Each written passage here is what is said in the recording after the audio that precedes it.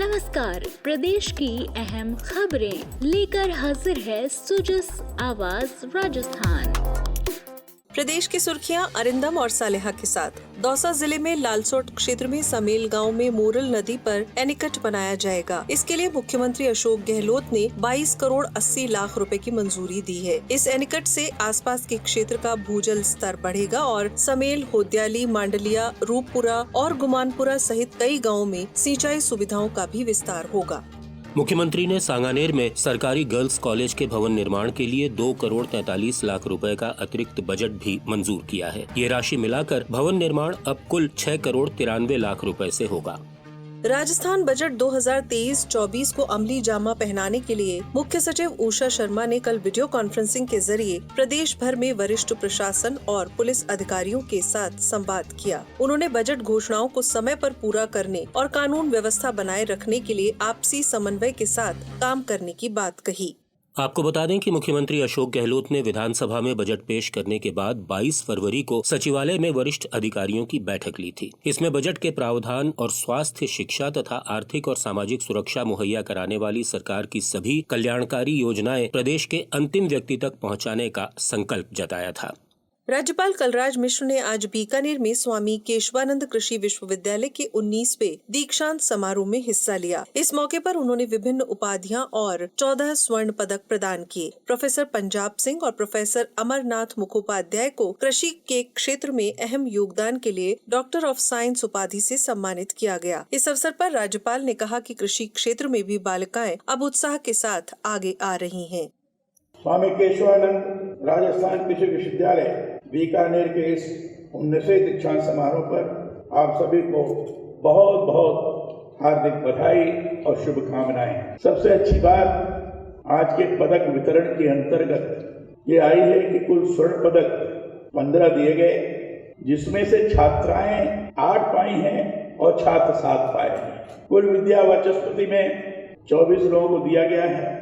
इसमें छात्राएं 11 हैं, छात्र 13 हैं।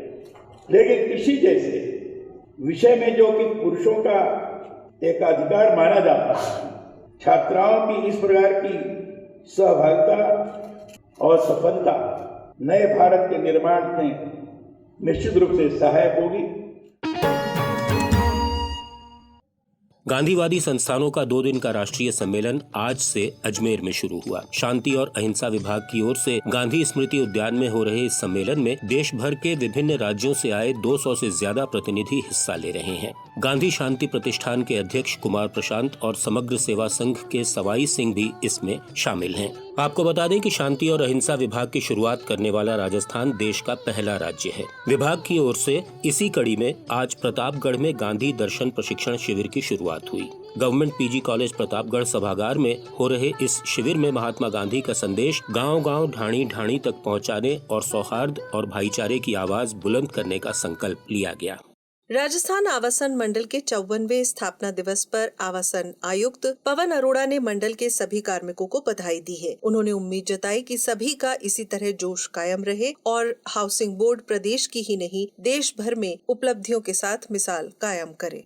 अलवर जिले में श्रीमती बर्फी देवी पुरुषोत्तम दास श्री अग्रसेन धर्मार्थ चिकित्सालय बनाया गया है। तकनीकी शिक्षा और आयुर्वेद राज्य मंत्री डॉक्टर सुभाष गर्ग ने इसका उद्घाटन किया। उन्होंने धर्मार्थ चिकित्सालय के लिए जमीन उपलब्ध कराने पर भामाशाह की सराहना कर आभार जताया। सामाजिक न्याय और अधिकारिता मंत्री टीकाराम जूली ने मुख्यमंत्री कन्यादान योजना के तहत आवेदकों को बड़ी राहत देते हुए 6 महीने तक आक्षेप पूर्ति करने का निर्णय लिया है। वहीं आपको ये भी बता दें कि विभाग की ओर से चलाई जा रही मुख्यमंत्री अनुप्रति कोचिंग योजना के तहत मेरिट सूची में शामिल अभ्यर्थी 28 फरवरी तक कोचिंग ज्वाइन कर सकेंगे। अपनी रंगारंग संस्कृति के लिए दुनिया भर में मशहूर राजस्थान को बेस्ट इमर्जिंग डेस्टिनेशन और मोस्ट सिनिक रोड अवार्ड मिला है। केंद्रीय संस्कृति राज्य मंत्री अर्जुन राम मेघवाल ने नई दिल्ली में पर्यटन विभाग की प्रमुख सचिव गायत्री राठौड़ को ये अवार्ड प्रदान किए। इस अवसर पर श्रीमती राठौड़ ने कहा कि प्रदेश में पर्यटन को बढ़ावा देने के लिए स्टार्टअप्स को भी प्रोत्साहित किया जा रहा है।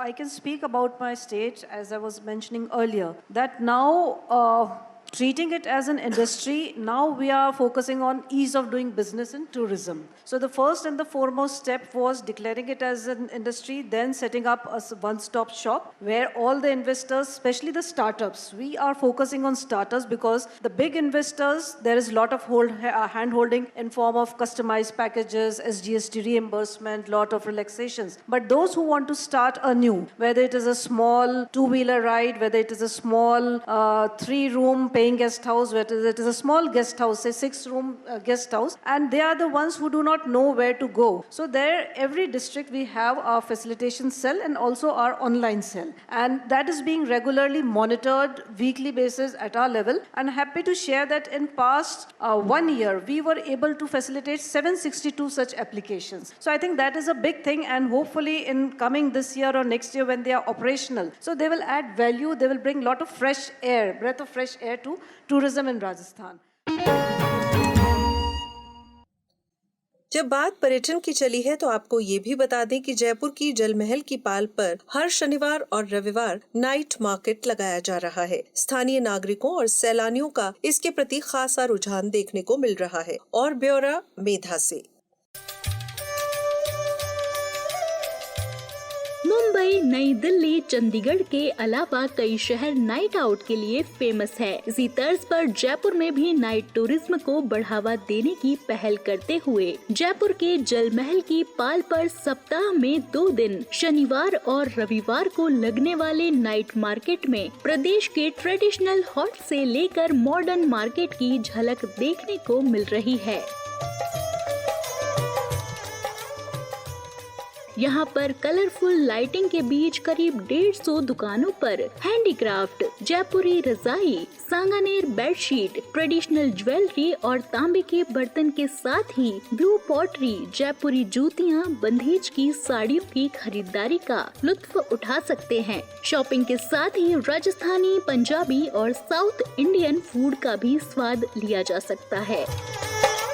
जयपुर में लगने वाले नाइट टूरिज्म मार्केट जो जल महल की पाल पर सप्ताह में 2 दिन लगता है, उससे मैं बहुत खुश हूँ। मैंने यहाँ बहुत शॉपिंग की है। यहाँ से मैंने जयपुर की जूती खरीदी है जो मुझे बहुत ही पसंद आई है। यहाँ जयपुर और राजस्थान की संस्कृति के रूप में बहुत सारी चीज़ें मिलती हैं। यहाँ का इंडियन फूड भी बहुत ही स्वादिष्ट है और यहाँ का एक ऐसा माहौल बन जाता है कि वहाँ शॉपिंग करने में एक अलग ही उत्साह रहता है।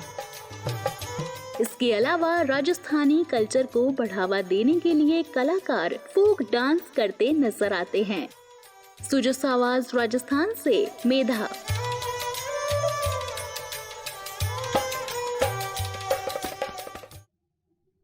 जयपुर में मानसरोवर के सिटी पार्क में कल से गुलाब प्रदर्शनी की शुरुआत होगी। द रोज सोसाइटी की ओर से लगने वाली इस एग्जीबिशन में फूलों की 500 से ज्यादा किस्में प्रदर्शित की जाएंगी। सीकर में आज से राज्य स्तरीय जूनियर पुरुष और महिला कुश्ती प्रतियोगिता का आगाज हुआ। खेल मंत्री अशोक चांद्रा और सैनिक कल्याण मंत्री राजेंद्र गुढ़ा ने इसकी शुरुआत की। खेल मंत्री ने इस मौके पर कहा कि राजस्थान सरकार ने 600 से ज्यादा खिलाड़ियों को सरकारी नौकरियां दी है। खेलो इंडिया में राजस्थान ने इस साल 48 पदक जीतकर शानदार प्रदर्शन किया है। अंक तालिका में चौथा स्थान प्राप्त करना बड़ी उपलब्धि है।